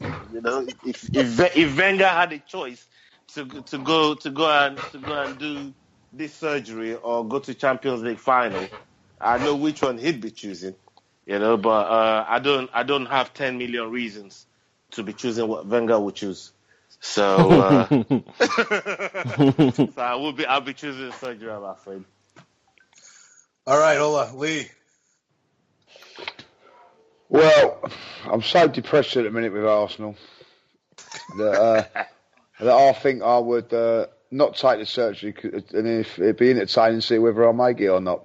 So I think I'll So you're letting Arsenal dictate whether you live or die or not because you just don't care anymore. Yeah, that's right. that sums it up, yeah. So, the stuff Arsenal do to you. Chances of us getting to a Champions League final, chances of us getting to the second round of the Coca-Cola Cup is more. It's scandalous, Liam. It's scandalous. They should play the whole thing in Morocco just for. All right, Andy, did you answer yet? No, and I think I'm going to go with everyone else. I got to take the surgery. And then like Kenny said, I would want to have you guys relive the moments for me. There we go. I'll go surgery. All right. Well, the 2006 Champions League final was the first game of my reunion and revitalization with Arsenal. Between 90 and 2006, I literally completely lost track of them. And then it was that Champions League final unfortunately, that sucked me back in. And I've been waiting for a redo for a long time, just like all the rest of you. I'm with Lee. If life is going to end because we are in a Champions League final, then it's going to end. I'm willing to take the risk. I like living on the edge. So Lee and I will be watching. Yeah. We'll be watching the game together while you guys are all, fucking pussies on operating with big gowns on. You know what I mean? Exactly. And you guys can be on Surgery Fan TV. All right. So here's the last one. We had some other good ones, but we're going to save them for the next interval. This is kind of a good international break game to play.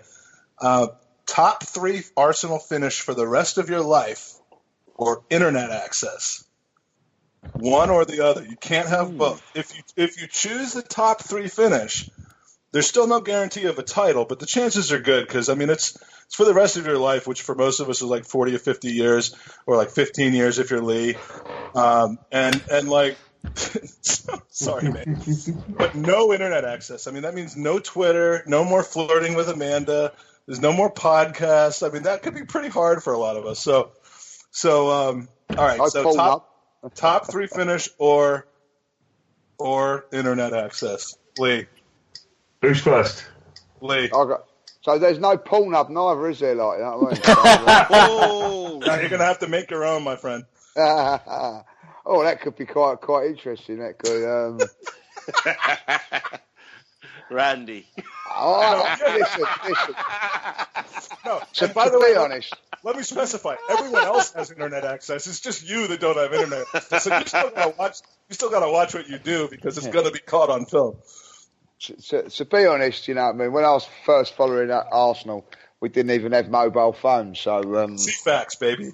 CFAX, it was CFAX, and love me some CFAX. There was a time, and Kenny will probably remember this as well. That you used to be able to phone up the Arsenal to get the result and have some like a recording. Oh, I remember that. Yes. And it was like Arsenal are winning 1-0. Charlie Nicholas. 5 minutes later on the phone, Arsenal are winning. Was it a 999 number? As good as. Do you have to pay for it, or was it 0800? So that was it. Like, I used to do that around my nens because I used to rack up a bloody bill like that. So I'm going to go without the internet access, like, and obviously us guys, we wouldn't know each other, so that ain't so hard, is it? So there we go. Lee, that's. And I tell you what, we still in bloody fourth. I tell you, I fucking know it. Like, you know what I mean? Top 3 though, top 3. Because I'm assuming we're going to lose our 4th place. I'm assuming our fucking coefficient is going to drop to a point where the question was top 4, but I changed it to top 3 because, Yeah, I will go that. Yeah, top 3. Listen, you're going to have some fun, aren't we? We're going to be winning games of football, and you might actually get some sleep. Yeah, that's right. To get top 3, we must win at one of the big grounds along the way. I would hope so. That's true. And then you'll never get to share your feelings about it. Ola, what do you think? I love internet, man. I'm never gonna Twitter around with that one. I love the internet, and there's a lot of things that's been made possible. By the way, if you choose the internet, that does not mean that we're never going to finish in the top 3. It just means that it's not guaranteed. Exactly that. So you still be able to see it on the internet, and what the internet is done for. Well, it's been good. It's been used as a good and bad weapon, but the good definitely oversees the bad. So for me, it's got to be the internet. I don't know. I can't imagine a world without internet right now.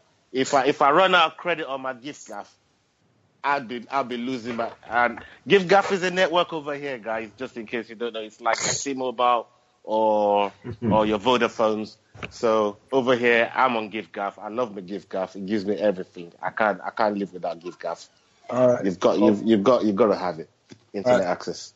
Maybe that's the title of the podcast. I can't live without gift gaff. All right, Kenny, did you answer this one? Well, I'm gonna go at the internet. I want guaranteed top 3 finish, because what will happen is that Arsene Wenger won't be the manager because You're going with the internet or without the internet? I'll go without the internet because we get a guaranteed top 3 finish. That means Arsene Wenger won't be our manager no more. So that does help. And like I said, I love winning. Winning, I'm in the results business. Yeah, well said. I'm in the results business, so I will go at the net. And who knows, man, I'll probably have a good night's sleep, so I won't be worried about what people say about me on Twitter anyway, and I won't be able to communicate it. And, guess what? I was going to say, you'd be able to urinate in peace without anyone knowing. Well, I don't know, man. There's a lot of documentary makers in my family. Especially with things like Snapchat. I'm sure my daughter caught me singing on Snapchat, and the worst thing about it wasn't garage and jungle. It was actually to what's that? Donna Summer? No, it was Joy Division's song. Like I said, love will tear us apart again. Oh, jeez. Oh no, that bad. On a very special episode of Kenny Ken and his kidneys. All right. Who did I miss on this question? Have we all answered it besides me? No, I haven't done it. I would. Okay. Oh, figures. Sorry. We've had top 3, top 4 for 20 years now, and what has it done for us? Fuck all. So I'm gonna go with the internet. Yeah, I'm gonna go with the internet as well because in the last year or so, I've discovered that the internet can make me meet nice, wonderful people like yourselves, and I wouldn't trade that for any top 3 finish. So how's that? Put that in your pipe and smoke it. Thank you very much, Mike. All right, so we are running very, very long today, which has been good. I mean, the longer we run, it's because the pod is full of good content and banner. The reason I mention that is because we had at least 9 or 10 people submit user questions and comments this week. We're not going to have time to get to them, but I just want to give a quick thanks to @DeanWorley4, to @NolaFredo, to Steve-O, who's not the jackass Steve-O, to Jeremy DeMonte, expat Gooner, Mike Hernandez, INDR67, and as Andy likes to say, Johan Anthony R4. You asked good questions. I would have liked to have been able to get to them, but we had too much content for this week, so I will try to recycle the ones that I can for next week. But thank you for submitting those. Picks of the week. This is a segment that I love because I'm actually ahead this season.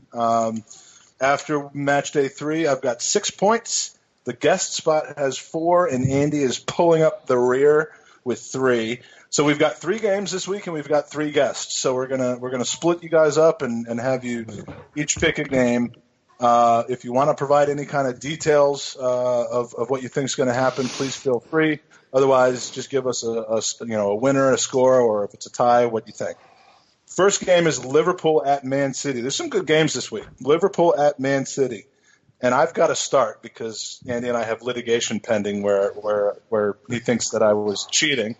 So Liverpool at Man City. Ox starts the game on the bench and then makes as much a way to debut as a sub at right wing back. Fuck you, Ox. Man City 3-1. Andy. I'm going to go 2-all. 2-2. All right, so Liverpool gets through that vaunted Man City defense. Lee, this one's yours. What do you think? 2-0 Man City. 2-0 to the City. All right. The second game is Tottenham Hotspur. Does anyone say Hotspur? I mean, that's ridiculous. Hotspur. Oh, I love the Hotspur. Tottenham Hotspur at Everton. I'm going to say that Spurs get a lucky break because they're getting to play someplace besides Wembley, and therefore they win 2-1. Fuck off, Spurs, which is the theme of the week. So 2-1 to the Tottenham. The Tottenham. Pieces of shit. Andy. I'm going to go with 1-all. Ooh, okay. Nice. 1-all. And Ola, this is your game. As an Arsenal fan, I never want Spurs to win a single game. They could be playing Doncaster and I still want them to lose. So 3-0 Everton. If it's at Wembley, they will lose. 3-0 Everton. I'll go with Everton on this. And Wayne Rooney to score, even though he's on the drunk drive. Even though he will be drunk, yeah. he will score and then vomit after each goal because he's hungover. Okay, in the last game, of course, it's always the Arsenal game. Bournemouth at Arsenal. This game could go any direction. Last week, and I don't remember whether I mentioned this on the pod last week or whether I meant to, but my buddy Ryan at the podcast, at the pub, we were talking about who the next opponent was after we had dropped the 4-0 decision to Liverpool, and I told him it was Bournemouth, who at least is the only team maybe that's worse than us so far this season. He asked me whether it was home or away, and when I told him it was home, he was like, "Fuck." And that's how I felt too. When you play the worst team in the league at home, and the fact that it's at home makes you more scared than if it was on the road because of the fan reaction and the hubbub. That's not good. So yeah, 2-2 tie is what I'm going to say. I don't think we've solved our defensive situation at all. 2-2.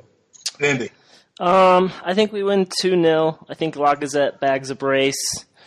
I think Sanchez will play. He'll play well. 2-0. Okay. And Kenny, as our debutante on this podcast, and I must say, it's been a fantastic debut. Thank you very much. You get the Arsenal pick on this one. What do you think? Well, like I said, we haven't got a hope of hell or a Scooby-Doo of how to keep a clean sheet. Poor old Petr Cech gets left exposed. Thank God we got Giroud on the bench, because I think Giroud's going to come on in the 89th minute and score a winner, and we win 2-1. Wow! All right. Now is Jermaine Defoe playing for Bournemouth? I don't know, man. I think he hasn't started a few games, although he started the last game. So let's just say I think if that's the case, then I'm going 5-4 to Bournemouth. You know what is Mike and Andy?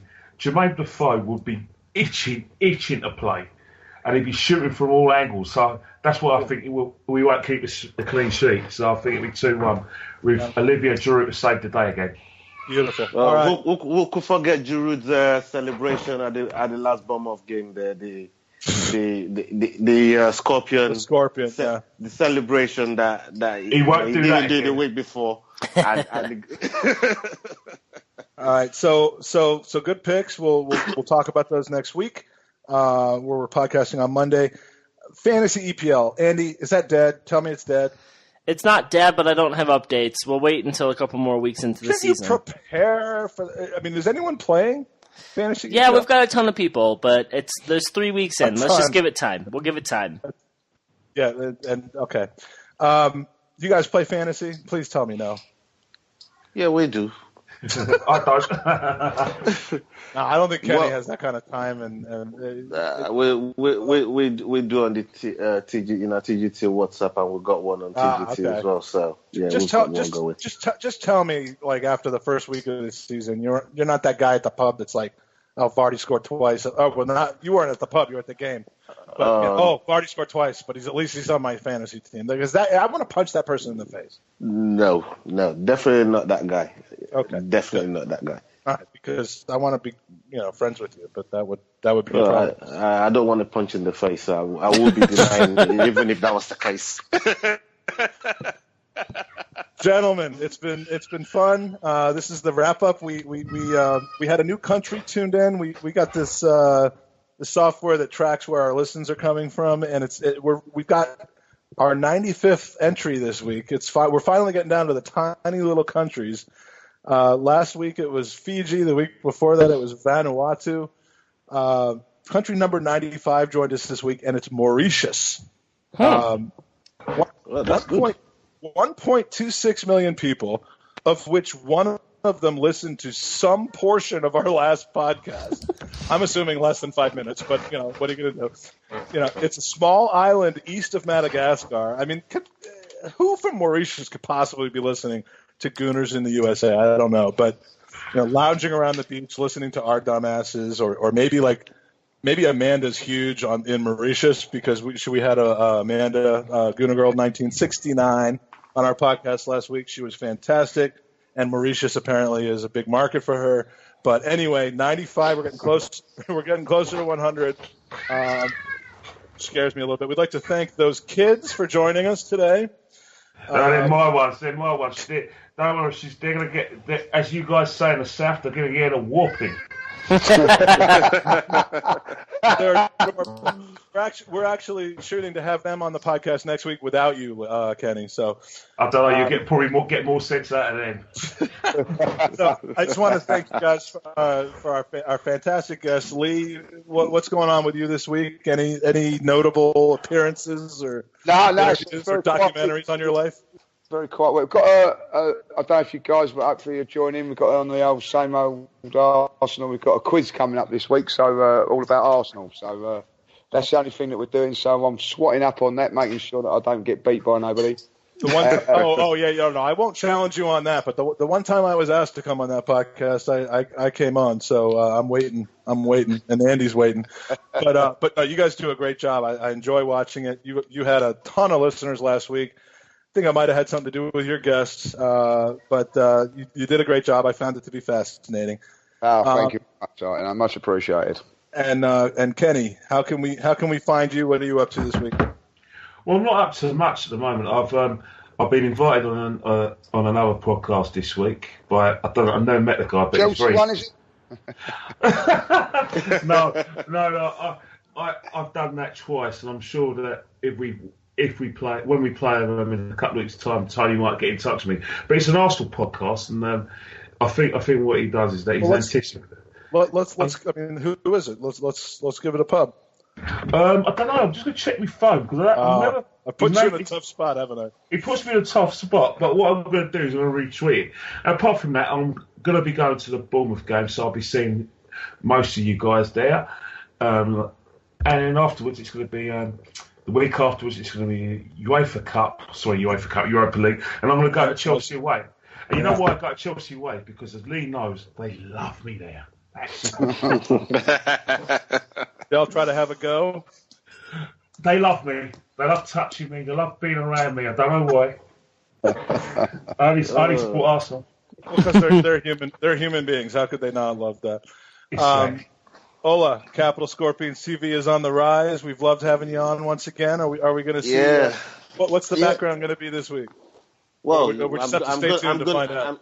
I'm gonna go back to feeding your need for the floral wallpaper. Oh, the floral background, the shower curtain. Yeah, we're gonna go back there and feed you with that one. And looking forward to going back to work this week. I don't know the difference between going to work and having a weekend because I still wake up the same time every day. So you must be ready for bed about now, huh? Not quite there yet, but I will be shortly. You're gonna go to bed, sleep off the shame of what you've just participated in, and I'm looking forward to going to the Bournemouth game. I'll be going to Stamford Bridge as well, so I'll be seeing you guys there. I did promise you a birthday pint, Lee. I haven't forgotten yet. So no worries. And happy birthday, Lee! It's a huge birthday. 50, 55, whatever it is, we're cool with it. Just happy birthday! You're growing gracefully old, and we're happy to have you on. I am planning my trip over there in March. Looks like the first half of March I'll be over there. So save up your energy because it's going to be a fun time. Definitely looking forward to that one. We're looking forward to it. Mike. It'll be fun. And please remember, if you can, www.goonersversuscancer, goonersvscancer.com. Anything that you can help with, we appreciate it to fight Leukemia and Lymphoma Society. Boys, it's been grand. Appreciate it. Have a great week, and come on, you Gooners.